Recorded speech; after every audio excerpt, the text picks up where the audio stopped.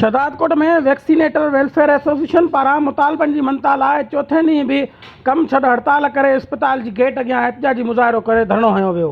एहतिजाज कंदड़ वैक्सीनेटरनि इमदाद वधो, सालेह लाशारी, गुलाम मुस्तफ़ा पतूजो, अल्लाह ॾिनो बिरोई, वसीम भट्टी, रहीम बिरोई, इमरान उमरानी ऐं ॿियनि जी अॻुवाणी में तालका इस्पताल अॻियां एहतिजाजी मुज़ाहिरो करे सख़्तु नारेबाज़ी कई। उन मौक़े ते घणनि मीडिया वारनि सां ॻाल्हाईंदे चयो त वैक्सीनेटरनि खे काफ़ी वक़्त खां टाइम स्केल जारी नथो कयो वञे, जेका सरासर नाइंसाफ़ी आहे। हिननि मुतालबो कंदे चयो त फ़ौरन टाइम स्केल जारी करे ॾिनो वञे। हिननि वधीक चयो त 58 वैक्सीनेटर काफ़ी वक़्त खां ड्यूटी सरअंजाम ॾेई रहिया आहिनि, पर खेनि मुस्तक़िल नथो कयो वञे।